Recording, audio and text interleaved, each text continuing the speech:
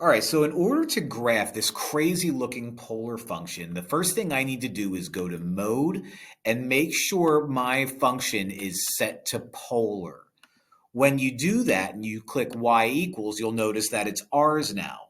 So we can start typing away. 2 minus 2 sine theta. And if you're like, don't you mean x? Nope, when you're in polar and you hit the x button, it actually gives you theta. Isn't that nice? So let's close that, plus sine theta again, close that.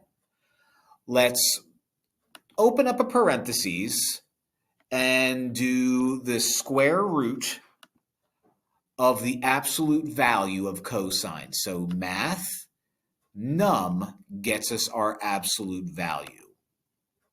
Okay, we're going to put cosine theta right in there, close the parentheses, hit right a bunch of times until you're definitely out of that square root, and now we can close the parentheses. The parentheses, not really too necessary. Let's divide by sine theta. Did I put two thetas? I think I did. Sine theta, close the parentheses, plus 1.4, close the parentheses. Now that should do it. Let's make sure that my mode is set to radians. It is. If I hit graph, that's what I get.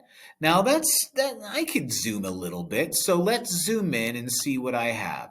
Okay, let's move down so it centers things nicely when I hit zoom in. And let's see what I have. It's a heart. Aw, I made you guys a heart. You know why? Because this is the last problem of my random AP Precalculus example problems that I stole from the internet. And I love you guys for watching my videos. So this is me showing my affection the only way I know how. Math. Thanks for watching. Love you. Bye.